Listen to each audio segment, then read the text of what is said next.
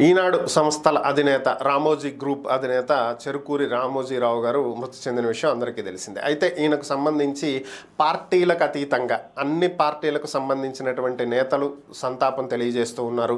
ఉదయం వైఎస్ఆర్ కాంగ్రెస్ పార్టీ అధినేత జగన్మోహన్ రెడ్డి గారు సంతాపం తెలియజేశారు. ఇందాక విజయసాయి రెడ్డి గారు కూడా ట్వీట్ చేశారు. అటు రేవంత్ రెడ్డి గారు స్పందించారు.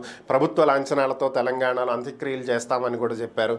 ఇటు టీడీపీ అధినేత ఢిల్లీ నుంచి నేరుగా హైదరాబాద్ వెళ్ళి ఆయన పార్థివ దేహాన్ని సందర్శించడం జరిగింది. సినీ రాజకీయ ప్రముఖులతోటి రామోజీ ఫిలిం సిటీ ఈరోజు నిండిపోయింది. ఇక అయితే దీనికి సంబంధించి ఆయన మరణ వార్తకు సంబంధించి కేరళ ముఖ్యమంత్రి స్పందించడం జరిగింది.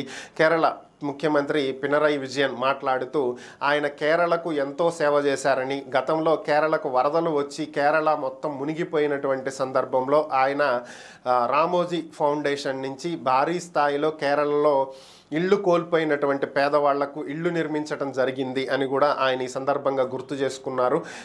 రామోజీరావు గారు దార్శనికత కలిగినటువంటి వ్యక్తి అని, ఎవరైనా కష్టాల్లో ఉంటే సహాయం చేసేటువంటి గుణం కలిగినటువంటి వ్యక్తి అని, కేరళ రాష్ట్రం ఇబ్బందుల్లో ఉన్నప్పుడు ఆయన ఎంతగానో అండగా నిలబడి ఆదుకోవటం జరిగింది అని చెప్పి ప్రస్తుత కేరళ ముఖ్యమంత్రి పినరయి విజయన్ గుర్తు చేసుకోవటం జరిగింది.